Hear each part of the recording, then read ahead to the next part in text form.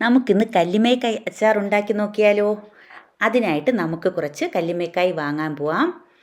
ഞാനിതാ വാങ്ങിക്കാൻ പോയി. ഇനി നമുക്ക് അതെല്ലാം വാങ്ങിച്ചിട്ട് വീട്ടിൽ കൊണ്ടുവന്ന് നന്നായിട്ട് കഴുകി വൃത്തിയാക്കണം. അത് കഴുകി വൃത്തിയാക്കാൻ കുറച്ച് ജോലിയുണ്ട്. ഇപ്പം ഞാനൊരു പാത്രത്തിലിട്ടു. അതിലേക്ക് കുറച്ച് വെള്ളം ഒഴിച്ചതിന് ശേഷം നമുക്കത് നന്നായിട്ട് ക്ലീൻ ചെയ്തെടുക്കാം. അത് ഒരുമിച്ചാണ് കെട്ടായിട്ടാണ് ഇരിക്കുന്നത്. അതിനെ നമ്മൾ ഓരോന്നായിട്ട് വേർതിരിച്ചെടുക്കണം. എന്നിട്ട് 2-3 വെള്ളത്തിൽ കഴുകി നന്നായിട്ട് എടുക്കണം. അതിനുശേഷം നമുക്ക് സ്റ്റൗ ഓണാക്കിയിട്ട് അതിലേക്ക് വെച്ച് കൊടുക്കാം. ഇപ്പം ഞാൻ സ്റ്റൗവിൽ വെച്ചു. ഇനി അത് തിളച്ച് ഇപ്പോൾ അത് വെന്തിട്ടുണ്ട്. വെന്തതിന് ശേഷം ഇനി തണുത്തതിന് ശേഷം നമുക്കതിനെ ക്ലീൻ ചെയ്തെടുക്കാം. ഇപ്പം ഞാനത് ക്ലീൻ ചെയ്യുന്നുണ്ട്. അതിനകത്ത് ഒരു കറുത്ത കളറിലൊരു സാധനം ഇരിപ്പുണ്ട്. അതിനെ ആദ്യം ഇളക്കി കളയണം. അത് കഴിഞ്ഞിട്ട് അതിലൊരു നൂല് പോലത്തെ ഒരു സാധനമുണ്ട്. അതും കൂടി എടുത്ത് കളഞ്ഞിട്ട് വേണം നമ്മളത് ക്ലീൻ ചെയ്യാൻ. ഇല്ലെങ്കിൽ നമുക്ക് വയറുവേദനയൊക്കെ വരും. എന്നിട്ട് അത് നന്നായിട്ട് ക്ലീൻ ചെയ്ത് കഴുകി 2-3 വെള്ളത്തിൽ കഴുകി അതിനകത്ത് മണ്ണിരിക്കും. അതെല്ലാം കൂടി കഴുകി വേണം എടുക്കാൻ. ഇപ്പം ഞാൻ കഴുകി ക്ലീൻ ചെയ്ത് വെച്ചിട്ടുണ്ട്. ഇനി നമുക്കതിലേക്ക് കുറച്ച് മുളക് പൊടിയും ഉപ്പും എല്ലാം പുരട്ടി വയ്ക്കാം. 3 ടേബിൾ സ്പൂൺ മുളക് പൊടി, 1 ടീസ്പൂൺ കുരുമുളക് പൊടി, 1 ടീസ്പൂൺ മഞ്ഞൾപ്പൊടി, 1 ടീസ്പൂൺ ഉപ്പ്, ഇത്രയും ചേർത്ത് നന്നായിട്ട് മിക്സ് ചെയ്ത് കുറച്ച് നേരം മാറ്റി വയ്ക്കാം.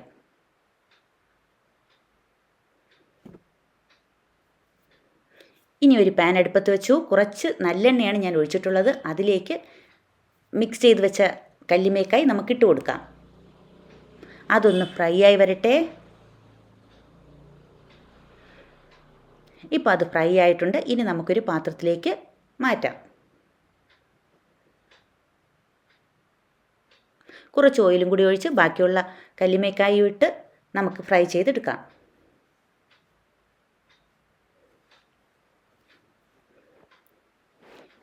ഇനി അതിനുള്ള ബാക്കിയുള്ള സാധനങ്ങൾ തയ്യാറാക്കാം. ഞാനിവിടെ വെളുത്തുള്ളി, ഇഞ്ചി, പച്ചമുളക്, കറിവേപ്പില ഇത്രയും എടുത്തിട്ടുണ്ട്.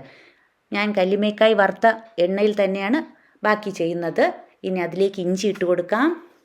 അതൊന്ന് നന്നായിട്ട് വഴറ്റാം. ഒരു 2 മിനിറ്റ് നേരം അത് വഴറ്റിയെടുക്കാം.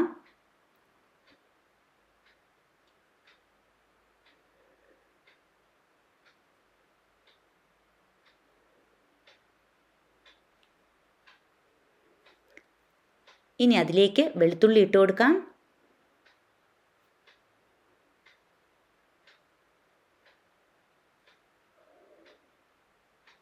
വെളുത്തുള്ളിയും ഒരു 2 മിനിറ്റ് വഴറ്റാം.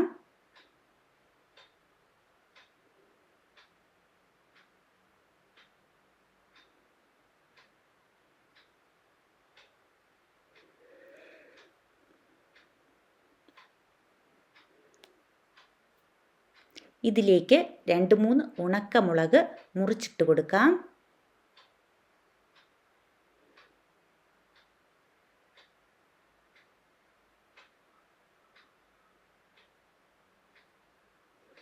ഇനി അതിലേക്ക് അരിഞ്ഞു വെച്ചിരിക്കുന്ന പച്ചമുളകും ഇട്ട് കൊടുക്കാം.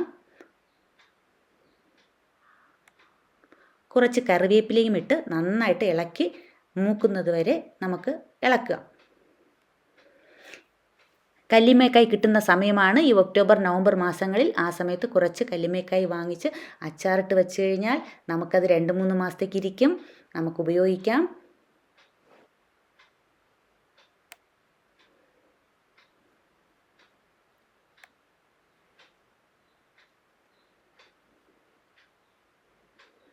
നന്നായിട്ട് ഇളക്കി കൊടുക്കാം.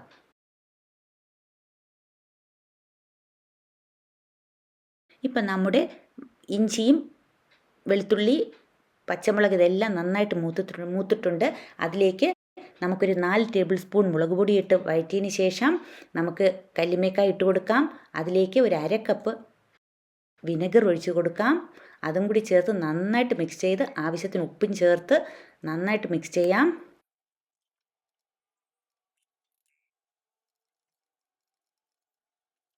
കുറച്ച് നേരം തിളയ്ക്കാൻ വയ്ക്കാം.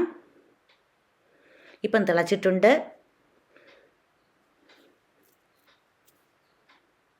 നമ്മുടെ കല്ലിമേക്കായ് റെഡിയായിട്ടുണ്ട്.